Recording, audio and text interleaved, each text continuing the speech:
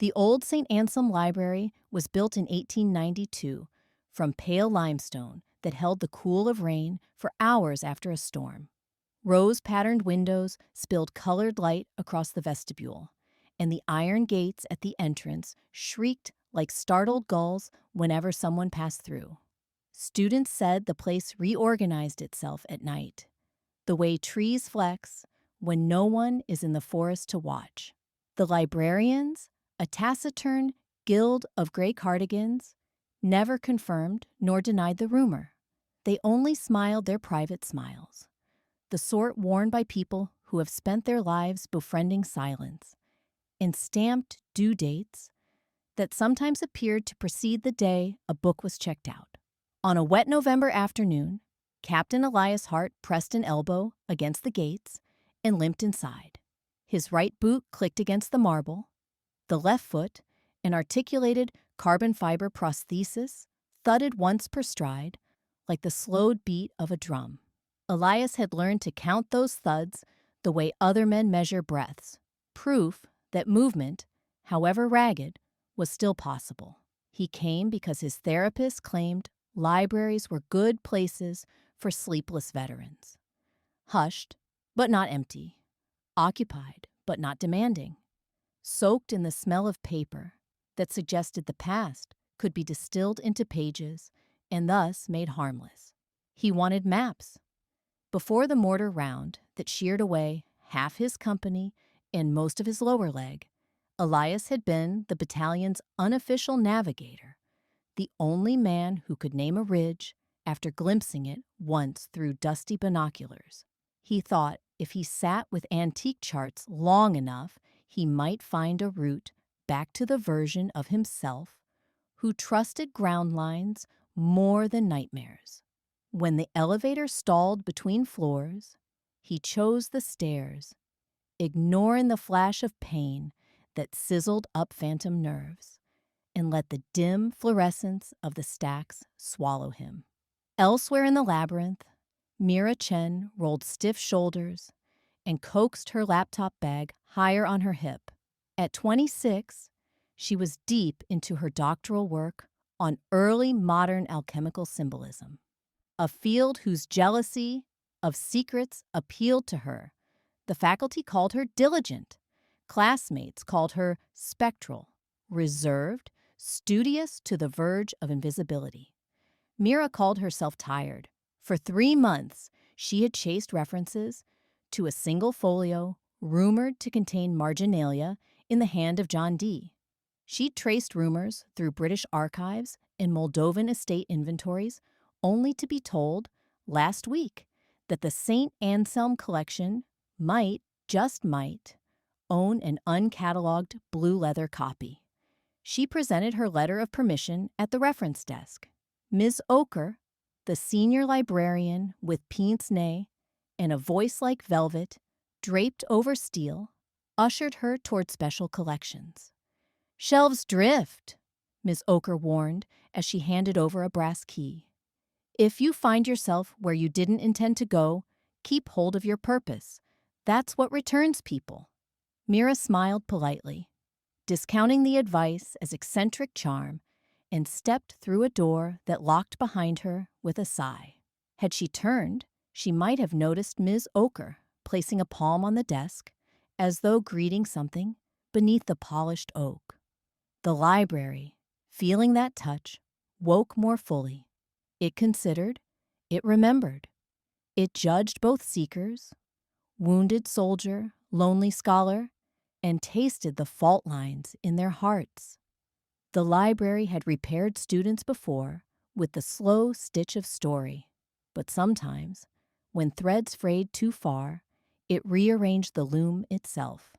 After the janitors left that night, the whole building shuddered. Floor numbers swapped places. Linguistic shelves folded themselves into nor-northeast aisles, and call numbers spun like compass roses under a mischievous wind.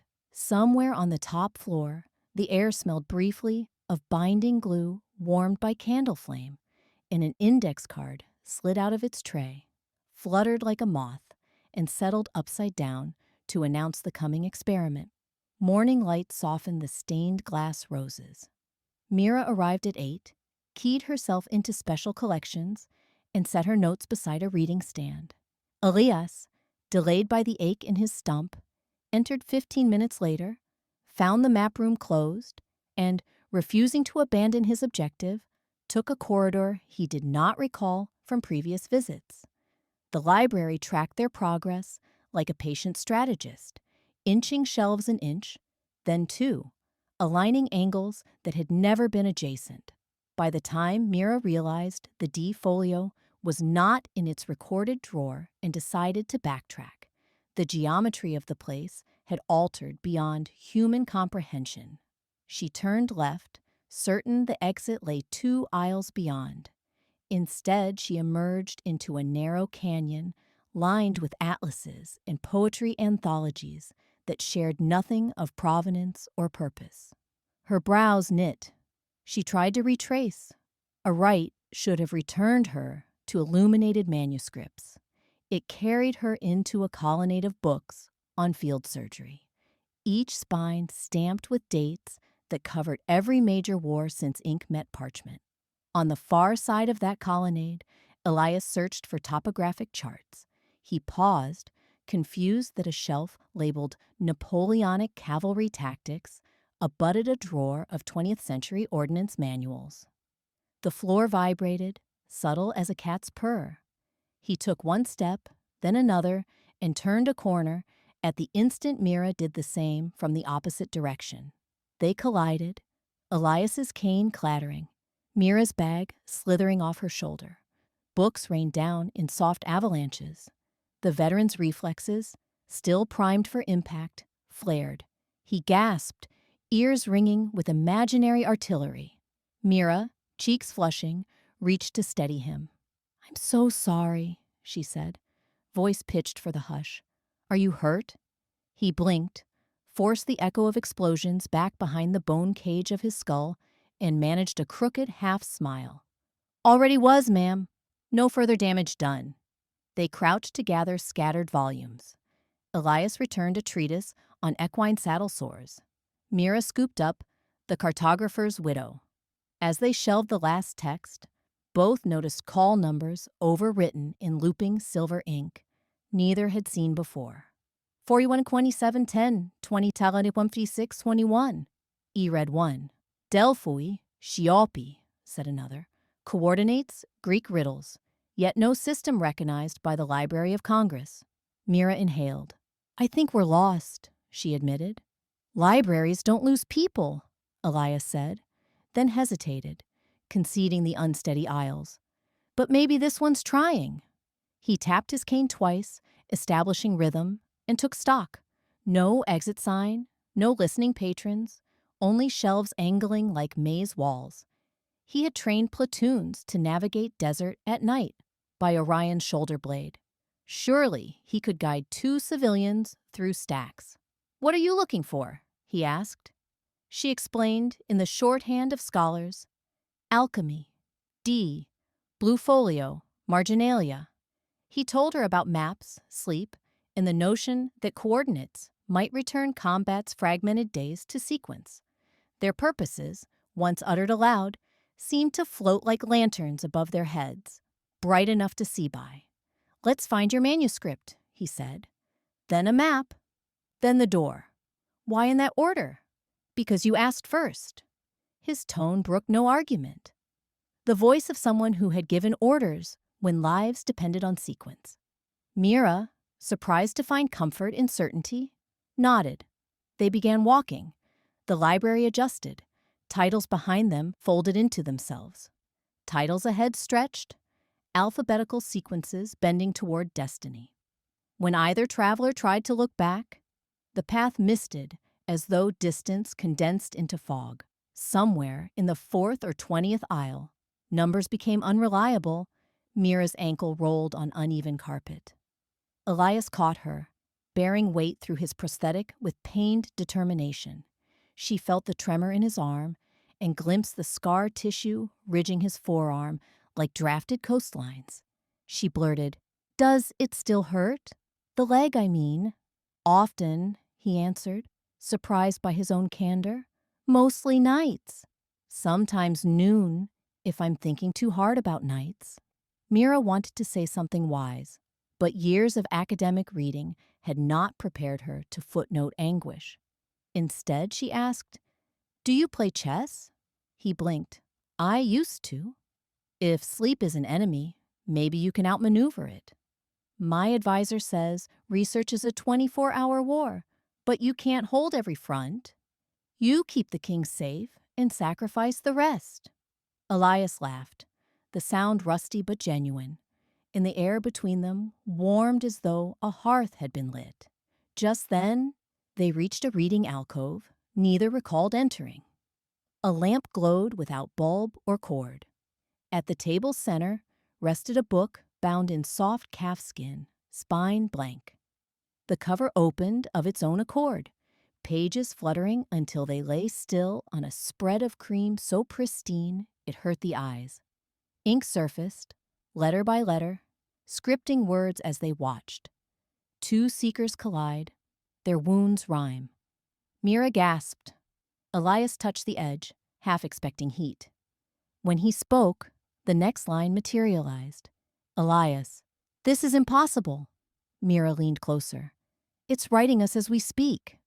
The sentence appeared, elegant looping hand mimicking her cadence. She looked up, face pale with wonder, and something like fear.